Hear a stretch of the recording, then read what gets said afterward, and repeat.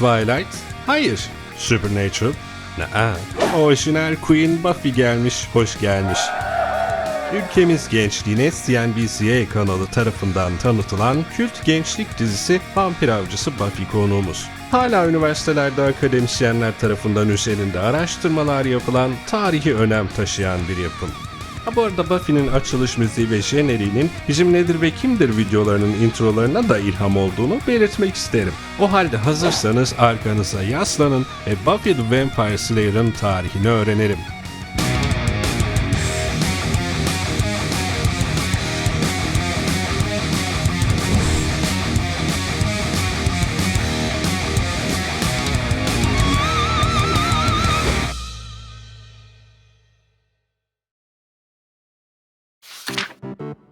Joss Whedon'ı nasıl bilirdiniz? İlk iki Avengers filminin yönetmeni olarak belki de. Buffy the Vampire Slayer da tamamen Whedon'ın eseri.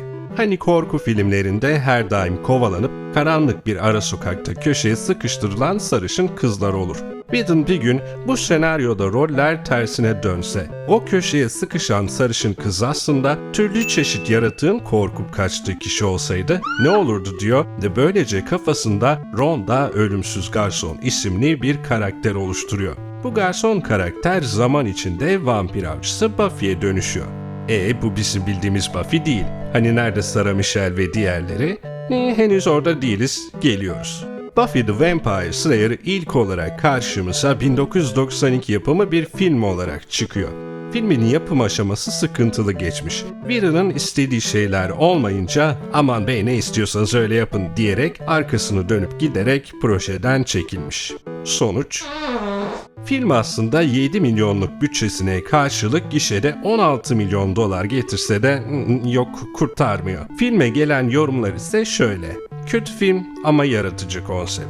Bu yaratıcı konsepti film yayınlandıktan 4 yıl sonra filmin televizyon haklarını satın alan Gail Berman fark ediyor ve Buffy dizi yapmak ister misin şeklinde bir teklif sunuyor Whedon'a. Bu fikre sıcak bakılıyor. Henüz 18 yaşında All My Children isimli pembe diziyle Emmy ödülü kazanan Sarah Michelle Gellar Buffy rolüne oturtuluyor. Parkta köpeğini gezdirirken yakışıklılığı sayesinde keşfedilen David Boreanaz da Buffy'nin ölümsüz aşkı, sonradan kendi dizisine de sahip olacak Angel rolüne layık görülüyor. Projeye en son dahil edilen isim ise yaşı daha genç arkadaşların How I Met Your Mother ile tanıdığı Alyson Hannigan oluyor. Hatta kendisi o kadar geç katılıyor ki Buffy'nin hiçbir yerde yayınlanmamış bir pilot bölümü mevcut. Bu pilot bölümde de Willow rolünde bir başkası var. Ama Alyson iki kadroya dahil olmuş. O olmadan Buffy olmazdı bence. Efendim Whedon dizisini satmak için kanal gezerken diziyi alan isim The Warner Bros. Network oluyor. Kısa adıyla WB Network. Buffy sezon ortasında yayından kaldırılan Savannah isimli bir dizinin yerine koyuyorlar. Sezonun ortasında başlamasından sebep Buffy'nin ilk sezonu sadece 12 bölümdür. Bu durum hem kanala hem de Whedon'a dizinin tutup tutmayacağı konusunda bir fikir vermiştir ki oho tutmak ne kelime. Dizi sadece kendisini değil yayınlandığı WB Network kanalını bile kalkındırmıştır. Takvimler 10 Mart 1997'yi gösterdiği vakit Vampir Avcısı Buffy'nin ilk bölümü yayınlanır ve kendisi televizyonculuk adına tarih yazmaya başlar. Nedir bu Buffy? Orijinal adıyla Buffy the Vampire Slayer Amerikan yapımı bir gençlik-korku-aksiyon-komedi dizisidir. Yani özetle her şeydir Buffy, hayatın ta kendisidir. Ciddi, metaforlarla dolu bir yapım. Lise cehennemdir diyen ve ergenlik çağında yaşanan problemleri alıp bunları literal canavarlara dönüştüren harika bir dizidir. Yani aramızda lise dönemi kötü geçmeyen insan var mıdır? Var. Benim. Dizimiz Buffy Summers ve bekar annesinin Sunnydale adlı kasabaya yerleşmesiyle başlıyor. Dizinin adından da anlayabileceğimiz üzere Buffy bir Slayer yani avcı. Avcı ne peki? Her nesilde potansiyel sahibi olan bir kız avcı olarak seçilir ve amacı vampirler, iblisler, hayaletler ve envai çeşit kötülüklerle savaşmaktır. Başına bir iş gelip yeni avcı uyandırılana kadar da görevini yerine getirmek zorundadır. Buffy avcı olmak istemiyor. Onun tek isteği normal bir kız olarak hayatını sürdürmek. Ama bilmediği bir şey var. Yeni bir hayata başlayacağını düşünürken geldiği Sunnydale kasabasının altında tüm kötülüklere bol bol enerji, sinerji, sonucu ile biten başka her ne varsa dağıtan cehennem ağzı bulunmaktadır.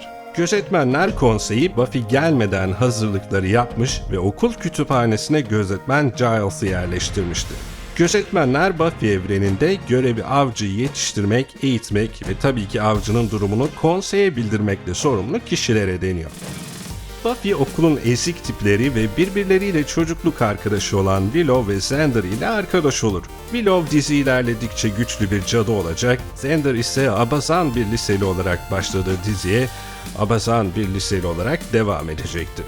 Bu ikili ve ara sıra onlara katılan okulun popüler ama sivri dilli kızı Cordelia ile birlikte Buffy ayrılmaz bir ekip olur ve kendilerine Scooby-Doo'ya ithafen Scooby Çetesi adını koyarlar.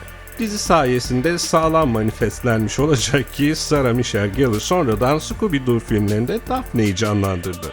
Ha bir de yakışıklılar yakışıklısı, iyi yürekli, daha doğrusu bir ruha sahip vampirimiz Angel ve Buffy ile yaşadığı imkansız aşkı var. Avcısına aşık olan vampir. Ne kadar şiirsel ve bir o kadar da trajik değil mi? Diziye dönersek. Format olarak Buffy'nin basit bir formülü var aslında. Her bir sezonda sezon boyu türlü çeşit fenalıklar yapan büyük bir kötü veya kötülerimiz oluyor. Bunlar dışında da araya serpiştirilen, bölüm içinde halledilen haftanın canavarları tadında şeyler var. Dizi 7 sezon boyunca da yaratıcılığından gram bir şey kaybetmemiştir. 6 sezon Buffy'ye ağız burun dalabileceği kötüler vermiş, son sezonda ise al bakalım pataklayabileceğin fiziksel bir formu olmayan bir kötü. Çık şimdi bununla başa çıkabilirsen diyerek heyecanı zirvede tutup diziyi sonlandırmışlardır. Boşa kült olmuş bir yapım değil Buffy. Peki sonrasında ne olmuş? Kaldığımız yerden devam edelim. Devam. Efendim Buffy televizyon tarihi için pek çok ilki gerçekleştirmeyi başarmıştır. Çoğunluğu tek seferde çekilmiş The Body bölümü, müzikal bölüm Once More with Feeling, insanların sesini çalan yaratıklar yüzünden hiç kimsenin konuşmadığı Hush bölümü gibi o dönemlerde eşi benzeri görülmemiş işler yapmıştır. Aynı zamanda Buffy'nin kırdığı bir de lanet vardır. Kötü film/dizi oyunu laneti. O dönemler popüler dizi ve filmlerin oyunları çok sık yapılırdı ve bu oyunlar hep aşırı kötü olurlardı. Buffy the Vampire Slayer Chaos Breeze oyunu, Buffy seven veya sevmeyen herkes tarafından takdir toplayıp film/dizi oyunu kötüdür lanetini kıran ilk isimlerden biri olmayı başarmıştır.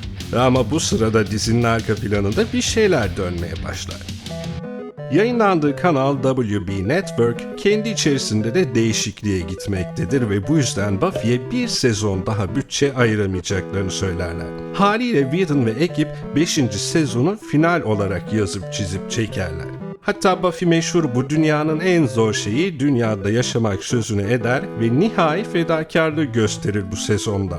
Ama bu esnada WB Network'e o dönemler rakip denebilecek UPN kanalı Whedon'a yanaşır ve "Pişt, biz sana bütçe veririz, gel sen diziyi 2 sezon daha devam ettir" der ve Buffy yeni kanalında 6. ve 7. sezonuyla 2 yıl daha ekranlarda kalmaya devam eder.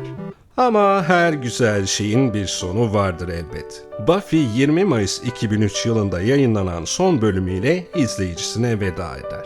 Yarı tatlı, yarı hüzünlü ama tatmin edici bir finalle. Söylerken dile kolay geliyor da aynı şeyi 7 yıl boyunca yaptığınızı düşünün. Sarah Michelle yorgun, Whedon yorgun, ekip yorgun, izleyicilerden yükselen Buffy devam etsin seslerine rağmen Buffy'nin televizyon macerası sona eriyor.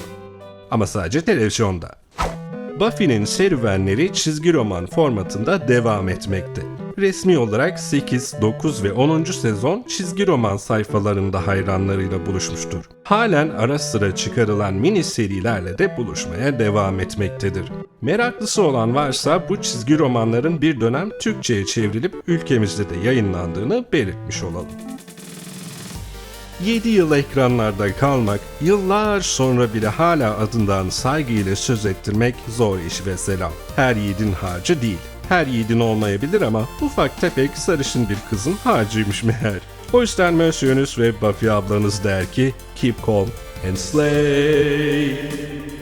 Umarız Buffy'nin hakkını verebilmiş ve umarız nostalji damarınıza yeterince basabilmişizdir.